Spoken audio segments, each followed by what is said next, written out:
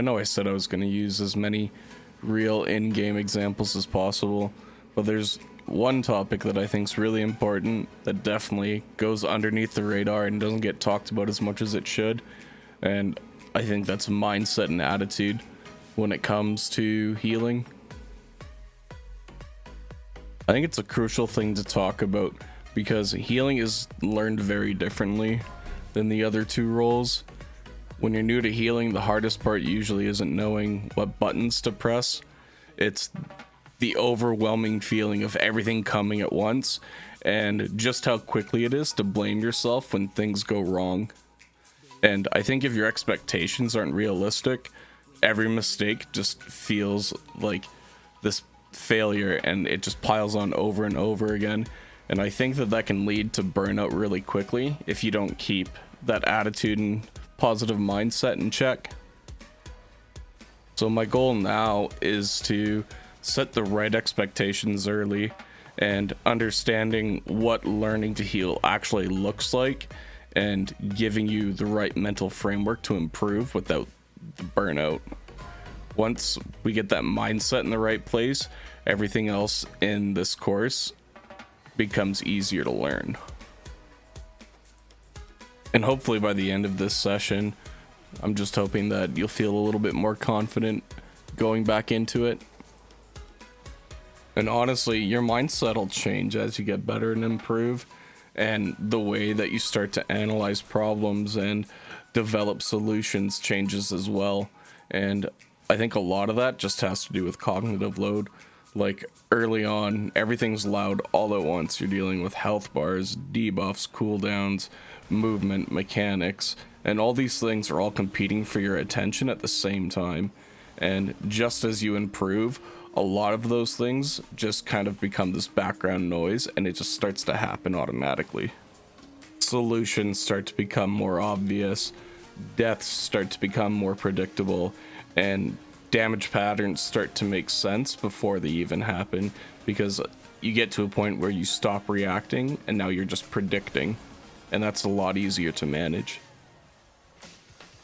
There's a few steps to take before we get there, and it's probably going to be really rough at the beginning, but I promise you with all my heart, you will get better, and it does get easier.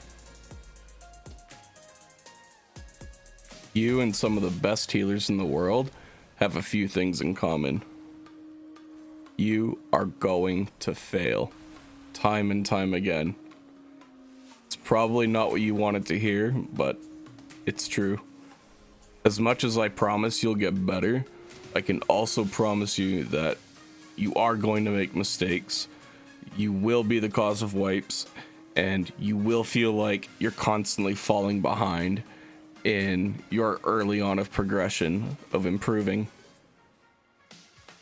Making mistakes is part of that process, and I actually encourage you to go out there and make as many mistakes as you can.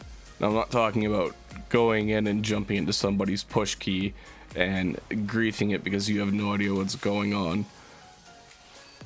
What I am talking about is forcing yourself into an environment and situations where you're exposed to repetition and forced to grow. Reps give you a feel for what actually hurts. You start to recognize when certain pulls are dangerous. You notice when, things like your cooldowns have been available for the last 2 minutes. Maybe I could have used them on the previous pack.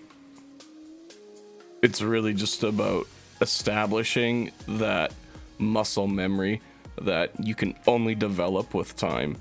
There's no amount of studying or watching somebody else that'll prepare you for actually going into it and doing it.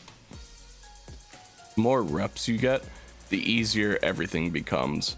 Knowledge really is power, and reps help you build knowledge, and that knowledge is like you learn, what trash hurts, what abilities to watch out for, things like how you can pre-position on a boss fight so you don't have to move later.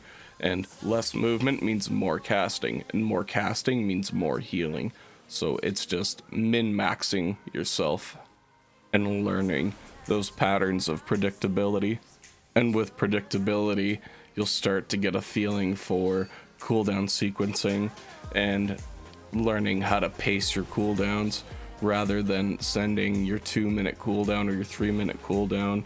You'll figure out that, oh, I could have just used, my 60-second cooldown here, and it was more than enough. And most importantly, confidence. Like, you can't expect to feel natural until you've given yourself enough practice on each encounter. Once you start piecing everything together, you stop reacting, start predicting, and that's what takes you to the next level. Like, there is no practice mode for healing. All the learning happens in real time in the real thing. There's no sitting at a target dummy until, you hit your healing sims. It just doesn't work that way because there's so many variables and each pull is different every time. So you really have to be flexible in how you handle things.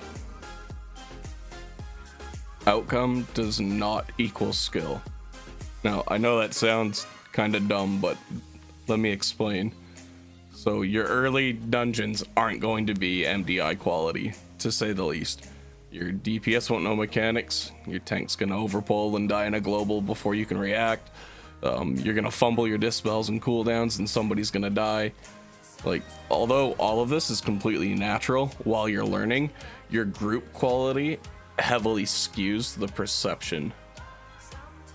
What I mean by that is you can play extremely well and still wipe, and you can play extremely poorly and still succeed. So early on, you're not going to learn much from neither.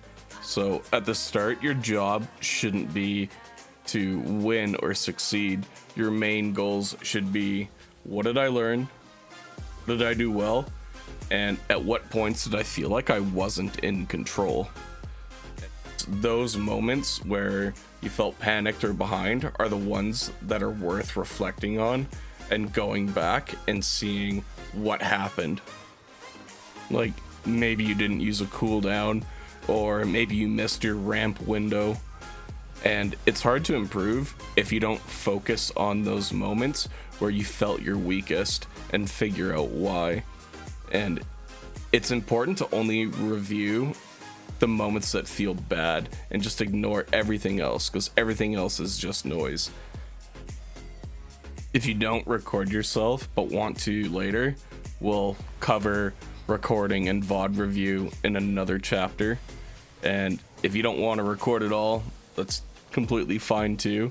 You can always look up Mythic Plus runs or raid fights from another healer's perspective. Ideally, your class and spec, and just watch and see how they handled that same moment, that same pull or that same boss mechanic. See what cooldowns they used, what defensives, what externals. How did they recover from a bad event? So I don't want to talk too much about cooldowns just yet, but there is just a few things that I did want to talk about, and it's something that I really struggled with early on when I had started, and that's like cooldown usage early on. Like, let's use like a scenario. You're coming up to a boss, the tank pulls too much on the way there, debuffs are stacking, there's bleeds on everybody, you're falling behind on dispels.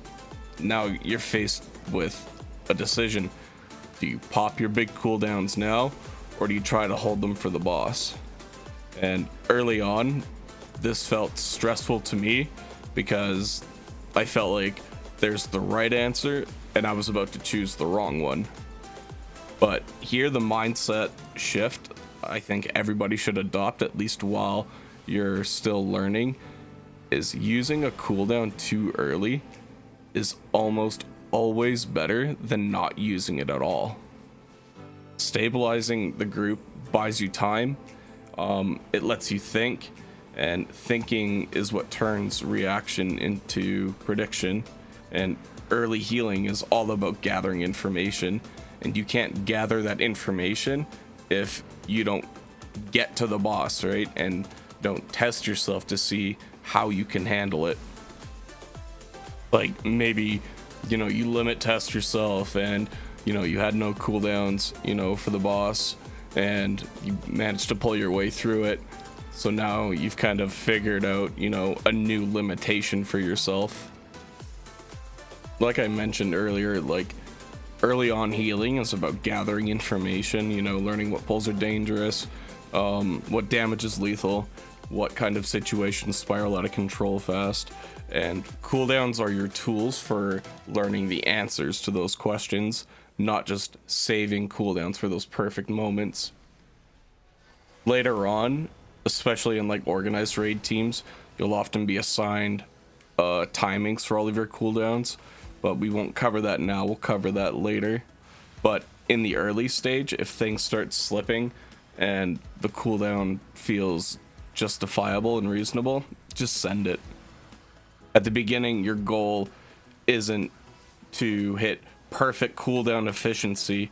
It's about giving yourself the opportunity to learn what you can and can't handle. Healing isn't about playing perfectly. It's about learning how to stay calm when everything else isn't. Like every mistake, every panic moment, every I should have used that sooner, I could have done this, is information that you have now that you didn't have before. So be patient with yourself, use your tools, and learn from the moments that felt hard. And that's how you're gonna get better. I wanted to close this out with something that really resonated with me while I was going through the learning process. And I can't even remember where I heard it from. I'm sure it's been said 1,000 times, but it goes, you're not going to save everyone. Not all deaths are your fault. Learn from what you can control and let everything else go.